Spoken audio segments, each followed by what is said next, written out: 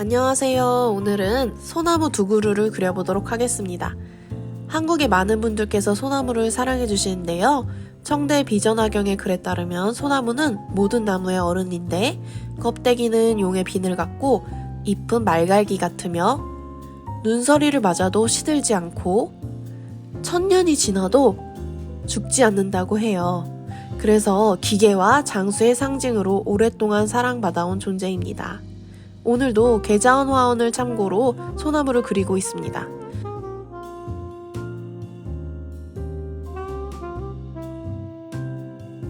소나무의 외곽을 잡으며 상상하며 그림을 그려보도록 할게요.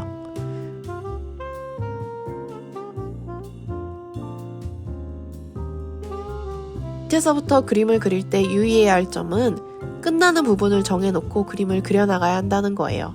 아니면 길이가 끝도 없이 길어지게 됩니다. 저는 오늘 밑에서부터 그림을 그리지만 위에서부터 내려와도 괜찮습니다.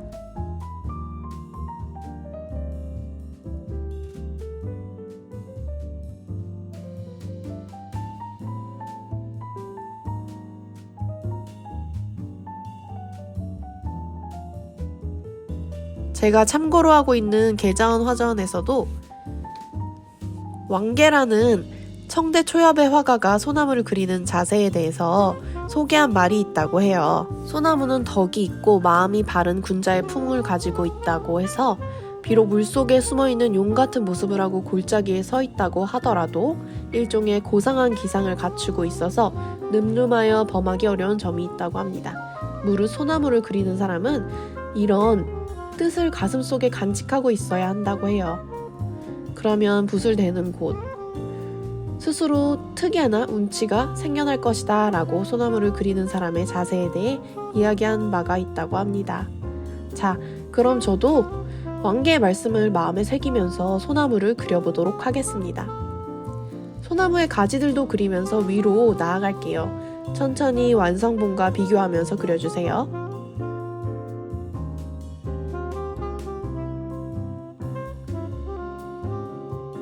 나무는 밑둥에서부터 위로 갈수록 점점 그 두께가 얇아지면서 장가지로 갈수록 마찬가지로 두께가 얇아집니다. 가지가 꺾어지는 부분의 각도를 신경 써서 그려주세요. 천천히 집중하면서 그림을 그려봅니다. 솔잎은 가지 끝에서 부채꼴 모양으로 펴서 선을 모아줍니다. 영상에서 보이시는 노란 선은 솔잎의 덩어리로 다양한 너비의 반달 모양이라고 생각하고 그려주시면 자연스러워요. 현재 3배속으로 그리고 있는데 시간이 모자라신다면 화면을 멈춰두고 천천히 그려나가주세요. 가지의 끝마다 솔잎의 덩어리를 상상하시며 솔잎을 붙여나가주세요.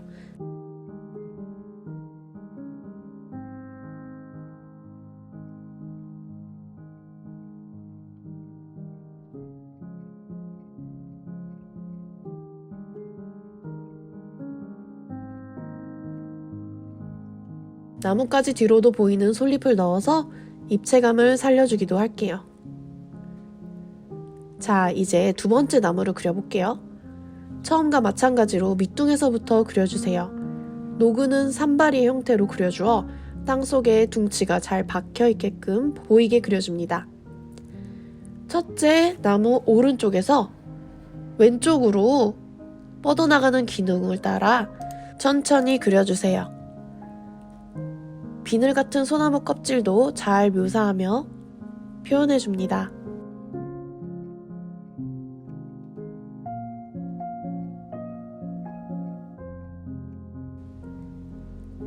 기둥이 꺾어지는 부분은 한 번에 그리지 마시고 꺾어지는 선을 이용해 표현해주세요. 선도 중간에 끊어 그리기도 하면서 그 느낌을 살려줄게요. 왼쪽으로 뻗어나가는 가지를 그려주시고 가지의 껍질도 함께 묘사하면서 그려주세요.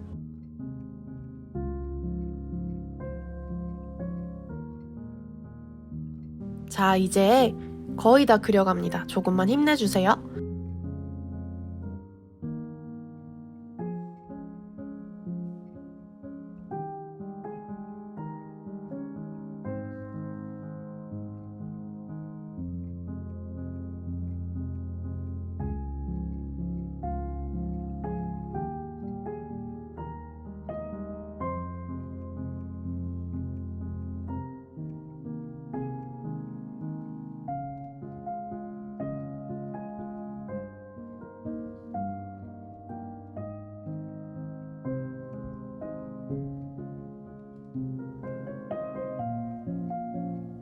가지 끝 부분은 좀 더 신경 써서 세심하게 그려봅니다. 뿌리도 세심하게 그렸듯이 나무의 맨 윗부분도 신경 써서 그리면 그림의 완성도가 더 올라갑니다.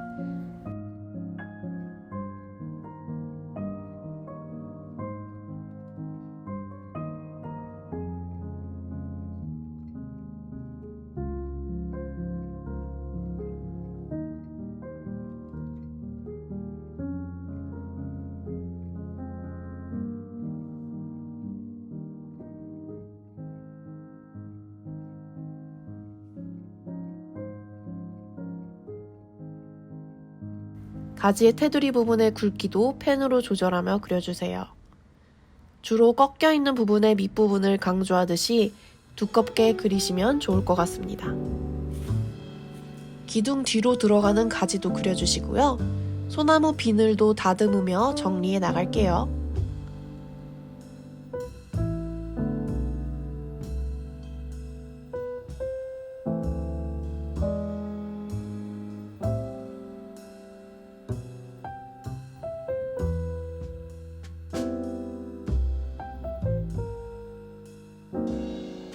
자, 이제 솔잎을 붙이며 두 번째 나무도 마무리를 해보도록 하겠습니다. 현재 속도는 3배속이에요. 참고하시어 조금 천천히 그려주세요.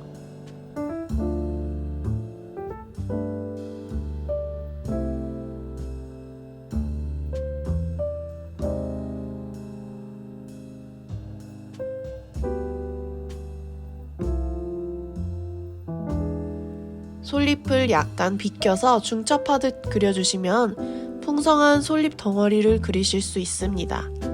중첩을 이용해 강조할 부분을 강조해 나가시면 되겠습니다.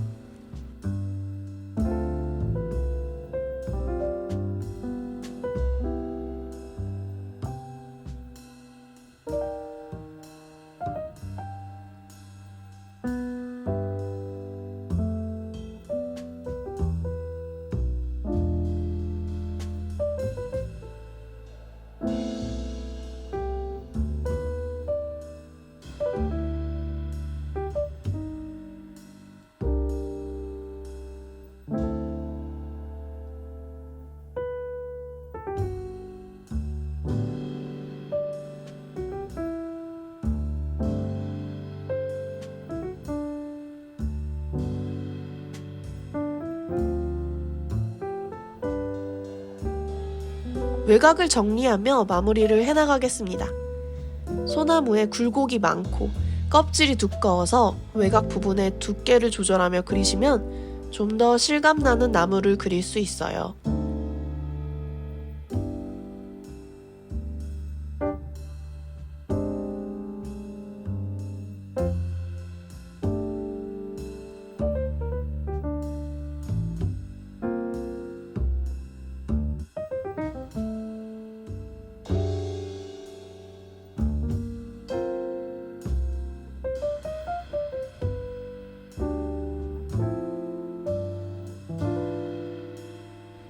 그럼 오늘 소나무 그리기는 여기에서 마무리하도록 하겠습니다. 오늘도 시청해주셔서 감사합니다.